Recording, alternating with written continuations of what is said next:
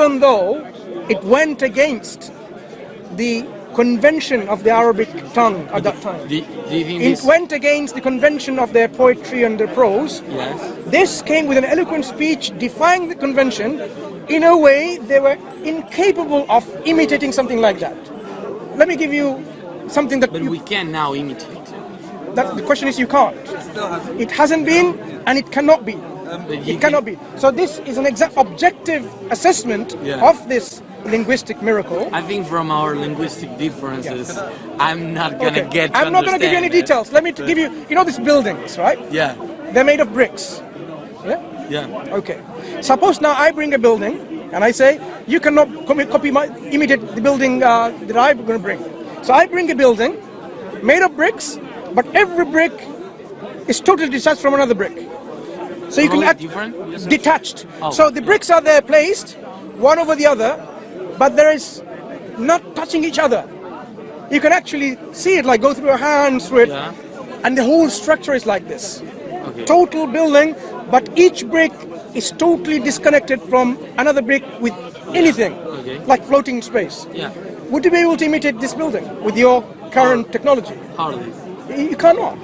So even though the Quran is made up of Arabic letters and words, it came up with this structure, like this building, that it cannot be imitated.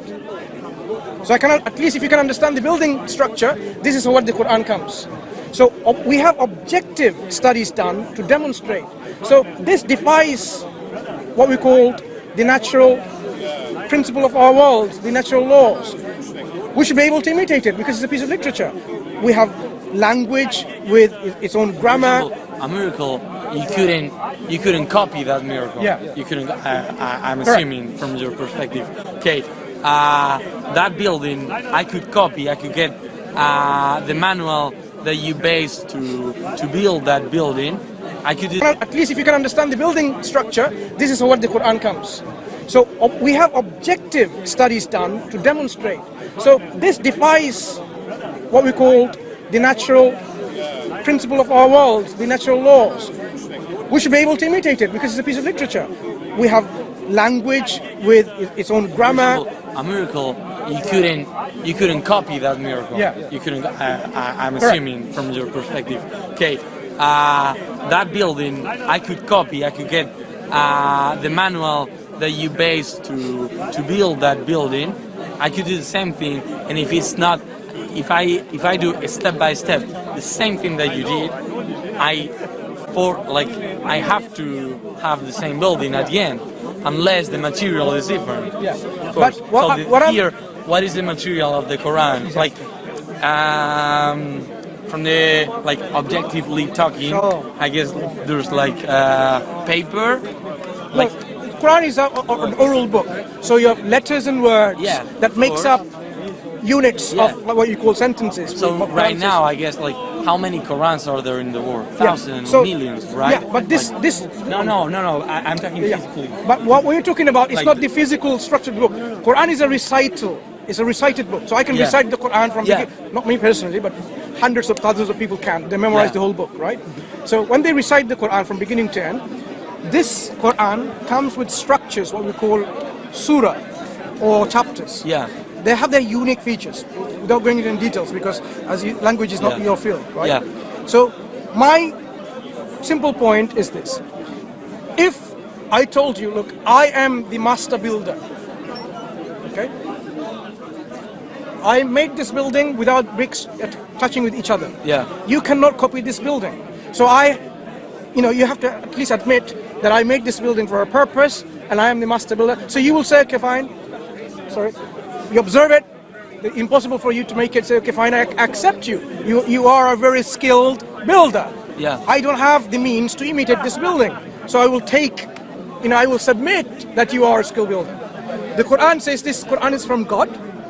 If you do not believe that this Quran is from God, if you do not acknowledge it, then imitate the Quran, produce a chapter like unto it. One chapter, 10 chapter, a whole book. This is what the Quran says. But it says you cannot do that because it's a revelation from God. Okay. So it offers you the challenge. The Quran offered the challenge. The question now is 1438 years at least has gone. Yeah. We're not in a better position now like they were before. They were speaking that language. Yeah. Okay. Even though we are learning language at that time, this was very, language of the people speaking, living. Even though today people speak that living language, but you can see the difference. That time they couldn't do it. They admitted. Yeah. And carried on throughout the centuries. They're unable to.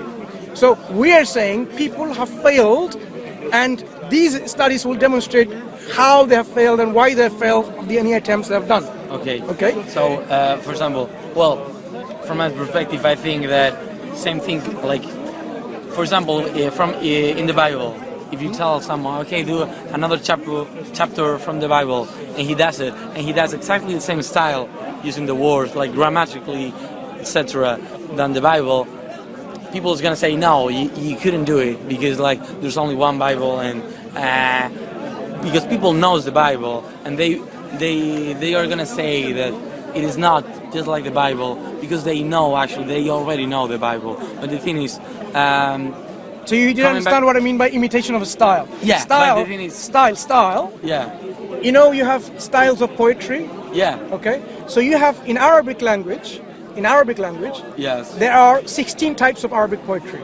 They call them bihar. 16 types. Yeah. Rajas, Tawil, Khafif, Madid. There are 16 different types. They have these distinctive styles. Okay. Yeah. So to make it, you have to follow the styles. They study called ilm al-arud. You study this in school. If you want to study Arabic language, Arabic poetry, and then you can formulate poetry, and you can say, okay, this poetry is based on Rajas, this poetry is based on Madid, and this is how everything is. Yeah. What you're saying may be different, the content, but the stylistics can be imitated. So I can say, okay, that is a style of sonnet of Shakespeare, for example. Yeah. The Quran, the style is none of those 16s, its own style. So if someone wants to imitate it, they have to imitate the style the Quran is revealed in. Yeah. That's the problem. They can't. People can't. Okay. And that's why I'm saying, I'll leave this example there. That is why it's a living proof of a living miracle or something that violates the laws of nature. Because you asked, can I give you an example? Yeah. This is one. I asked for it. Okay. This is one example. I cannot. You cannot fully appreciate it. Yeah, but, I cannot appreciate it, but thank you, because maybe someone does here. Yeah. So, but I do have a question about Quran. Yeah. And I apologize if I for my no, not offensive, because I'm not trying to offend. I hope I don't. But like, I apologize if I say something that is totally not like that. But I hear from a Jewish guy that there are like in the Quran, Muslim people are called to put in practice the jihad, and there are 4 types of it. Okay. So I want to know a little more about it, and how, like, from how do you think jihad should be done by a Muslim person? Jihad, yeah? Jihad. Yes. Okay. So let's understand what it means first of all linguistically. Yeah. By the word, without the technical definition. Yeah. So I'm doing jihad right now. Now, yes. Why do I say this? Why do I say this? Quran's word. Because jihad linguistically means struggle. Yes. You're putting an effort. Yeah. Making some struggle. So you can do jihad for doing your exam, passing your exam, right? You're putting the struggle into it. Okay. So when we struggle in the way of God to establish peace and justice, harmony and security on this earth, this is, in a technical sense, jihad. Okay? So you have the linguistic sense, any type of struggle, but striving in the path of God to be better, to make things better, that is jihad in the technical sense.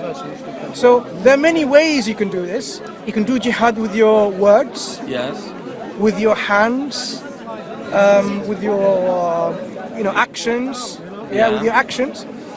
So people conflate this jihad with the jihad that is the political struggle of the state. When Islamic State went to open up other lands, of course the Muslim army went, right? Yeah. And they opened up the lands.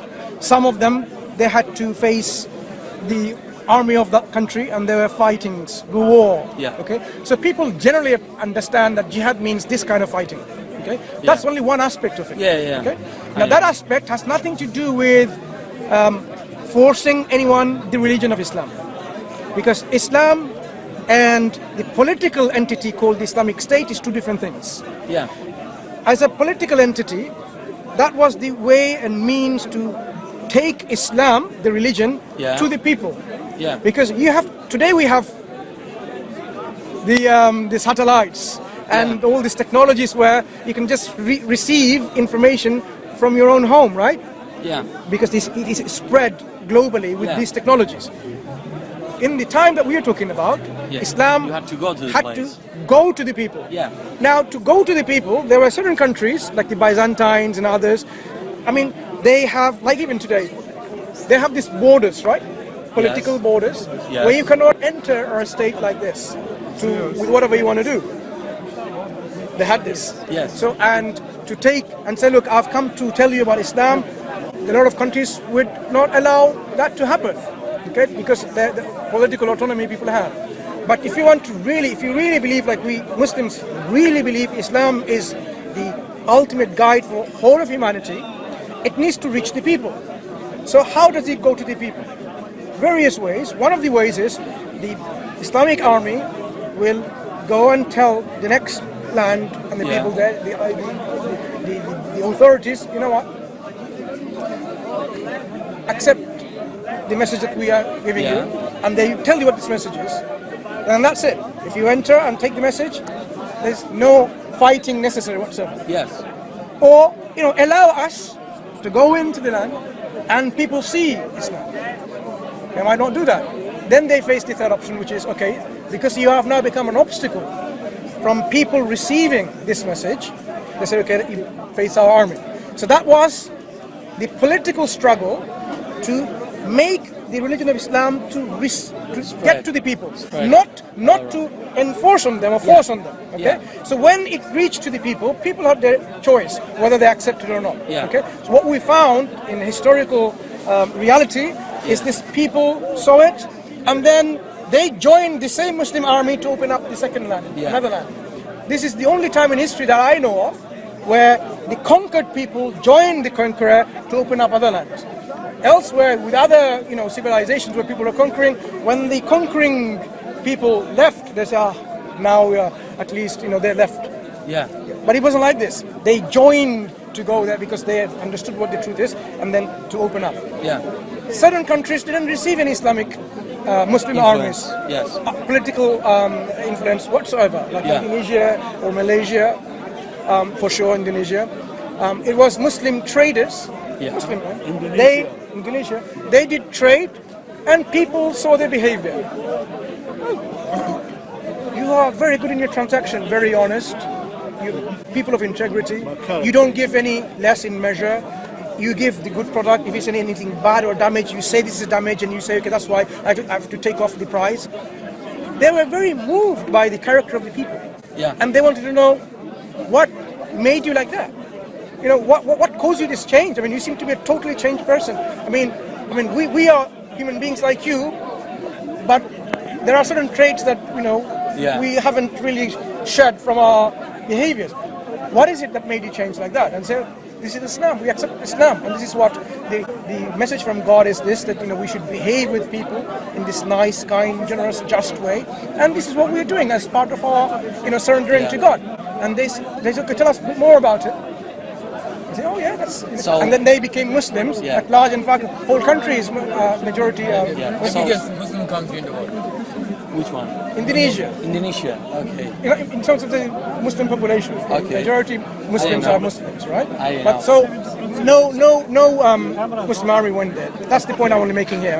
Okay, so just my last question, and I'm not insinuating anything, but from your perspective, based on the Quran, what should a Muslim person do if they try to spread the Quran?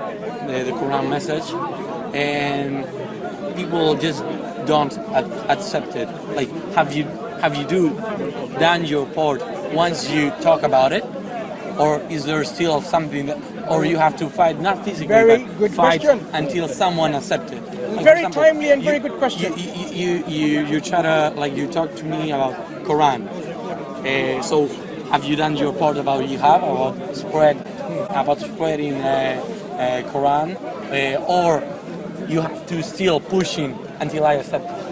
Not physically, or just... As I said, this is a very timely and very important question. Yeah. Because people nowadays... Based on Quran, based on Quran. Not on your thoughts. Based on Quran, people do not understand and appreciate, because what people see is the outward action of certain group of people, where in Iraq and Syria, how they're becoming so intolerant. Yeah. You remember how they destroyed and are trying to destroy. I mean, I haven't gone there personally now to see, but this is what we see, right? The truth, what the true reality is, people who are on the ground knows, but at least we can understand from there. It appears to be that they're forcing people and so on, which is not right. Islamically, we convey the message as best as we can. We try to make people understand, and then we say, okay, the decision is on you. So Quran says, "La ikraha fi ad-din, qad tabayyana ar-rushd min al-ghayy." The truth, there is no compulsion in religion. Yeah. The truth stands clear from falsehood. What it means is, because Islam considers it to be truth, and the falsehood, which is not the truth in this case, is so clear, you don't need to force anyone to accept it. You just say, look, this is it. Yeah. You do it for your own good. You lose it for you. If you don't do it for your own consequences. In fact, there is a chapter in the Quran, a small chapter, is about like Surah Al-Kafirun. To you your religion, to me my religion. Okay. So if you want to do whatever you want to do, that's up to you. But the consequences, of course, awaits in the hereafter, right? Okay. So this shouldn't be conflated with the political entity which goes to open up the lands to people to see the messages of Islam. Yeah. Islam as a religion cannot be, mustn't be, shouldn't be, whatever words I have to use to make it clear to you, on forcing on the people. This religion, this faith, you have to accept it yourself. And in fact, it is impossible to force a religion on people. Impossible. You cannot force anything on me, I cannot force anything on you. Because I might put a gun on your hand and say, believe, and outwardly you'd say, okay, to save your life, yeah, I believe. And then when you go and I said, yeah, I didn't believe. It was just my mouth, words from my mouth, in the heart. So you can never force anyone to believe anything in their hearts, because that belief that's going to go into your heart and your mind is something that is not tangible to others, right? This is your own only. And that is what you have to make your own decision based on the available information that you have. Okay. Because God is just, and He doesn't desire any injustice in this world whatsoever. This is one of the key elements with truth and justice. They must come hand in hand. So if we fail to give you this message, this is only our limitation and our weaknesses. But if you are a person of inquisitive mind, reasonable mind, person who's using his intelligence like clearly you are, and his intellect, you have to take a step. There's responsibility to go and investigate and say, okay, let's see. A lot of people have read Harry Potter. You know that, yeah? Yeah. Seen Harry Potter? I have read Harry Potter. Right. Yeah. Now, Harry Potter is a part of a literature, a story about this people and their school and so on, right? Yeah. It doesn't change people's lives like the Quran has done to the lives of the people. Yeah, of course. 1/4 to 1/5 of the world population is shaping their life by the Quran. Imagine. 1/4 to 1/5 of the world population, their life is modeled, shaped by this Quran. And yet some of us do not even know what this Quran is saying. Yeah. The Quran really deserves our attention. Okay, so I have a question about Quran as well. Yeah, go ahead. For example, me myself, I do think I've been raised, as I said, as a Christian, and I still think, because I've read different parts of the Bible, that there are some incongruences in the Bible, like some messages that doesn't agree with other messages from the Bible itself. So I wanted to ask you if you think that the Quran is all the same message, or there are some messages that doesn't fit with other messages from it. And for example, one thing I just don't agree with the Bible or whatever is that you have to recognize and acknowledge God for go to heaven. From my perspective, the most important thing being here in the world is how you treat other people and the impact that you have in the people around you. So I don't think it is that important to believe and recognize a God that physically you cannot see or you cannot feel. So in Quran, I think it is the same. You have to acknowledge and recognize Allah to be able to go to paradise or heaven. So do you think this is more important than how you treat and how you impact on the people around you? Do you think necessarily you have to recognize it to go to heaven? You're asking very intelligent questions, very timely, very profound questions, which people should understand, because that is what's going to make us appreciate why certain people believe in what they believe. Right? Yeah. So let me try to answer your second question first, Sure. before I go into the first one. Yeah. Because, as I explained to you and we agreed, okay, there is a purpose of our creation, and the only purpose, or the purpose can only be known from the one who created us. Yeah. So if there is a purpose for what we are created for, and the consequence of fulfilling that purpose is something that is going to be given by the Creator, because the Creator will be the one who will reward us or punish us, whether we're following His will or not following His will. Yeah. Okay? So God didn't want any of us to follow the path of misguidance, follow the path of error, follow the path which will lead us to torture and punishment. God wants us and constantly shows us the way to lead us to the path of paradise, bliss, joy, happiness, tranquility, constantly. So there are these two places.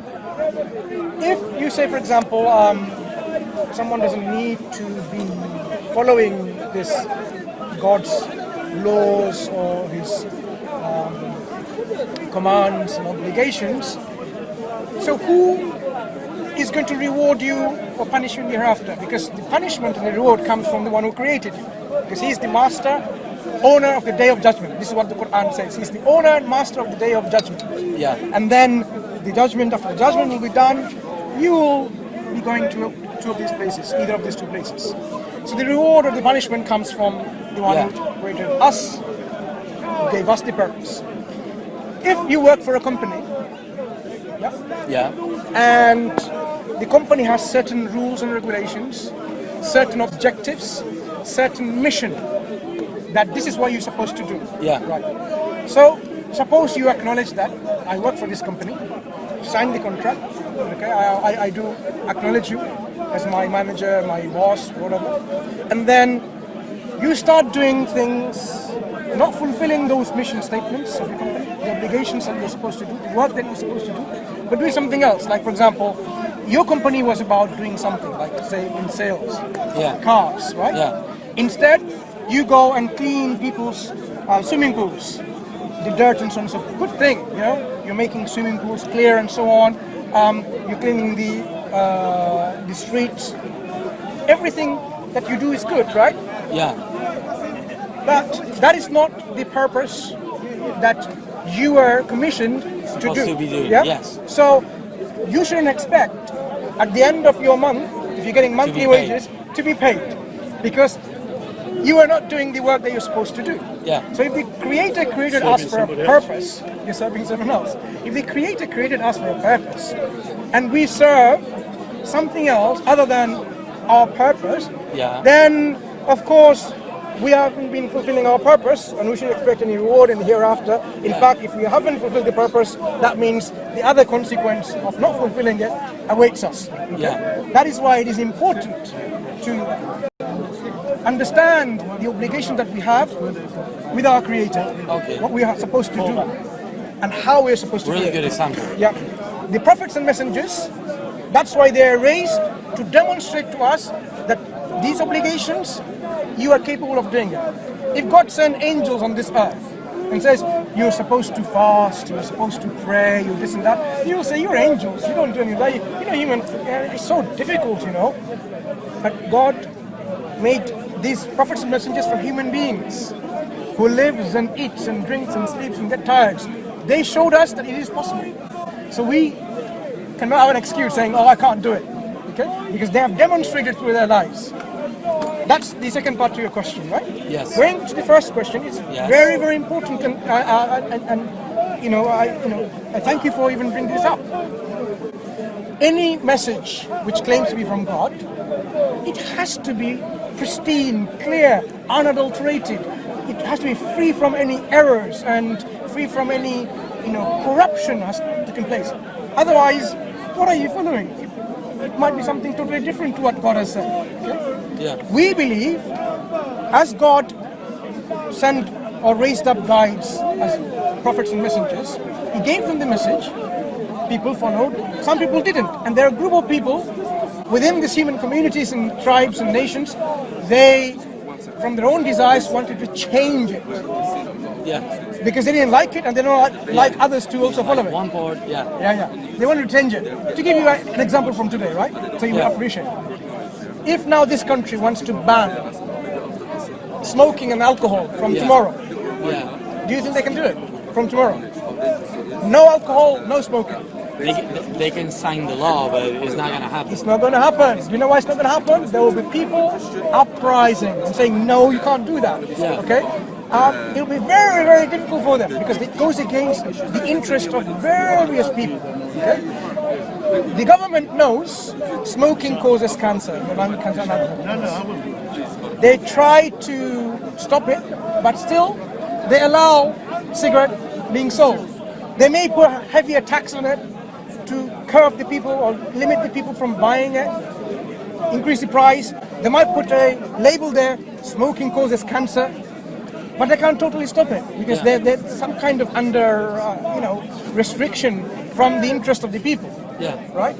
Islamic stance were different. When Islam came, it rehabilitated people saying, alcohol, you know what, when it's come to pray, don't be drunk. It did it in steps. Eventually it says, alcohol is the handiwork of Satan. And when this was revealed, people realized, do not even approach us, the Quran said. They were bringing the barrels of alcohol on the streets and pouring it like this. That's how it was able to. Yeah. So, there are things which needs changing, but people object to it because of their whims and desires. Because people love it. They like to smoke, they like to drink and so on, right? So, throughout times, there were people who want to go against the guidance of God because it went against their desires. Yeah. They started changing it. Changes happened out of many reasons. This is one of the reasons. So things got corrupted. God, in His mercy, He sends another prophet, even to the same nation sometimes, because they corrupted it, to remind them back. Like the children of Israel. They didn't have one messenger, one prophet. There are quite a few of them, to remind one another. Jesus Christ, the son of Mary, also came with a reminder after Prophet Moses was sent to the children of Israel. Yeah. But his mission was specific to a specific group of the children of Israel who the Bible describes as the lost ones. So the good ones are okay, but He came to the lost ones. He came to the lost sheep of the house of Israel. Yeah. Okay? So these prophets and messengers, they came to rectify the falsehood that was introduced and to clarify and so on. Right? Okay. So unfortunately for various religions, even though the origin of most of the religion is from God, God tells us in the Quran, just to clarify this point now, to understand my perspective. God does not punish a nation unless He sends a messenger, telling them, warning them what awaits them. Because otherwise it would be unjust. God punishing people saying, oh, you did that, and people say, I didn't know that. So God sends a warner. And God tells us, first point, right? Second point, God tells us He sent warners to all nations. So now we understand from this that every nation had a messenger or a prophet, okay, a guide, a warner. Yeah. So what happened is then, as they came, people later they corrupted this message. That's why corruption took place, and another messenger or prophet may come to change it back to what it was. Yeah. When we're talking about the Bible specifically, it was written by various authors, various times and places. Yes. As time went by, people introduced some of the changes. And we can see the evidence of this change in libraries, in museums. When they have these manuscripts dating thousands of years, the earliest manuscript of the Bible is the Old Testament, Dead Sea Scrolls, Book of Isaiah and others, right? It's about 2,000 years. And you can compare and see so many changes that have happened. Now, I have a translation of the Dead Sea Scrolls, Yeah. and the three people that worked on the Dead Sea Scrolls are the one they translated it. Okay? Huge, published by TNT Clark, if I remember correctly. Interestingly, the way they've shown, every changes to the current text, because now we have a text based on some manuscripts, Yeah. and the Dead Sea Scrolls. If you compare them, they will say in the italic form, that's where the difference is, and the footnote they will tell you, this is what the difference is. Every page you open, italics and footnotes. Every page you open. I did the experiments. Say, take it. Open up anywhere, 5 times, 10 times. Find a page where there's no italics, there's no footnotes. I haven't got it today with me because I haven't brought the bag. It's clearly that people have changed a lot of things. So when things happen by this corruption takes place, a lot of messages get distorted about who God is. Yeah? To give you an example where you would agree with me that doesn't describe God perfectly. You know the reason why there's a rainbow in the sky according to the Old Testament? A rainbow? Rainbow. A rainbow. We are told in the book of Genesis, the reason why we have a rainbow in the sky is because God made a covenant with Noah, the prophet, peace be upon him, and the covenant for all the future generations too as well. After the flood, he says, now, this is a sign of the covenant, that I'm going to put a rainbow in the clouds, and when I'm about to destroy mankind again, and when I look at the rainbow, and I see the cloud, it will remind me of the covenant that I made. Now clearly you can see, this passage is not saying that people need reminding, will be reminded. It says God himself will be reminded by the rainbow when he looks at the cloud and sees the rainbow. Now that is not a good description or perfect description of God, because God doesn't need reminding. You know why he doesn't need reminding? Because he doesn't forget. Someone who needs reminding is someone who forgets. So that description clearly doesn't befit the description of God. You can find many descriptions like this in various books, not only the Bible, which goes against what you would expect God to be. I mean, clearly that's not a perfect description of God. So unfortunately this has happened to the Bible, and this is why a lot of people turn away from the Bible. Okay, and they become atheists, but they don't realize that, okay, maybe this is the corruption that's happened. Where is the pure form of God's revelation? They don't really consider the Quran, which came as the final book from God. So the Quran reminds people saying, look, I have sent the Torah and the Injil before, and prophets and messengers before to other nations. And I have told them, I've did this with them. This is what happened to Prophet Noah and Prophet Ibrahim and so on and so forth. So learn from the examples, learn from the history of what happened, learn from what happened to Pharaoh. So the Quran describes. So now the important thing is, as you ask the question, what about the Quran? Does the Quran incohere, contradict, have discrepancies between the messages? You'll be surprised. This is one of the challenge of the Quran, or a falsification test from the Quran. The Quran uses this as a falsification test. It says, had this book been not from Allah, this Quran been not from Allah, you'd find many discrepancies, many contradictions, many errors. Ikhtilafan kathira, many. So it's inviting people to ponder and research, reflect on this book. Because this book, the Quran, talks about so many different things.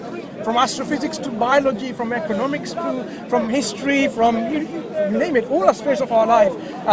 Quran gives you information and guidance. And yet, it doesn't contradict. It doesn't give you discrepancies in the reality. So if this is the case, then you know that this book is what it claims to be from God. Because if it wasn't, a book of this kind would contain contradictions. So the Quran uses this as a falsification test. So the answer is no, the Quran is unique in that it doesn't have contradictions. And in fact, this is what we come here to share. If anyone thinks there is a contradiction or anything, let us discuss this. I mean, we come here to clarify that, because this is a point where the Quran is introduced to the people. Look, the Quran gives its own falsification test. Okay. One is imitation, the other one is this. There's various others, but this is something that you can have. I hope this is a good introduction for you to read the Quran. Okay, yeah, and reflect. I might. Yeah, reflect on it. My sister has read it. Yeah. I'm curious about it. I always thought about reading, and I hope that day will come. But thank you for sharing your wisdom and for teaching me things I didn't know, and congrats for practicing the jihad today. You know, very nice. It's been a pleasure. It's been a pleasure talking to you. And you're so inspiring. Very pleasure talking to you. Not just from the spiritual perspective, but as a person, you're very inspiring. We just hope, you there's a copy, the brother's offering you. Oh, okay. There you go, English translation. Okay. £10. Okay. No, thank you very much. Who my brother here. Thank you very much. Yeah. So there are various ways you can read the Quran. Yes. Beginning, finished at the end, or you can study thematically. Yeah. What does the Quran talk about God? The concept of God, for example. What does the Quran talk about human beings? Yeah. About heaven and hell?